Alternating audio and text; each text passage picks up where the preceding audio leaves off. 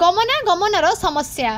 नुआपड़ा जिला कोमना ब्लॉक अधीनस्थ जड़ामुंडा पंचायतर जड़ामुंडा ग्राम्य रास्ता टिकिए वर्षा हेले जलमय हो जाउछि।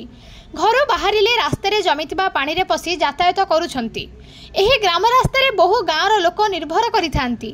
रास्ताटी अत्यंत खालुआ होइथिबारु वर्षा दिने उक्त रास्तारू वर्षा जल निष्कासन न होई पारी रास्ता उपरे जमी रहुछि।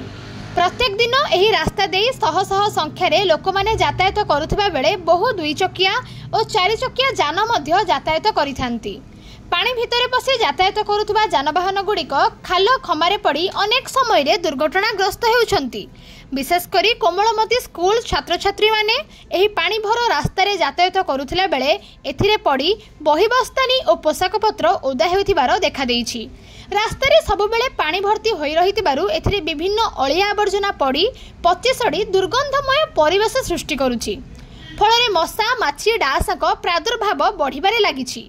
बेले बेले एही पानी मध्यरे विषधर सापगुड़िक आसी रास्ता दुई पार्श्वरे थिबा घरे पसि जाउथिबार देखा देइछि।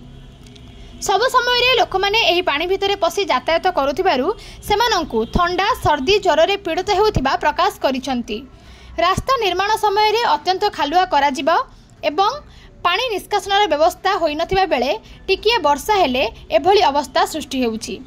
रास्तार वर्षा पानी निष्कासन व्यवस्था करने निमंते बहुबार अंचलवासी ब्लॉक प्रशासन निकटरे अभियोग करुथिले मध्य केही कर्णपात करुनथिबा जणा जाइछि। राज्य सरकार रास्ताघाटर उन्नति पाई विभिन्न योजना प्रस्तुत करिथांती। ग्राम्य रास्तार उन्नति पाई ग्राम्य उन्नयन विभाग रहिछि। तेणुकरी ग्रामवासी और स्थानीय जड़ामुंडा ग्राम पंचायत सरपंच श्रीमती प्रेमशिला माझी रास्ता निर्माण करने प्रशासन को गुहारी करिसंती। भागीरथी भोईको रिपोर्ट प्रतिकार न्यूज।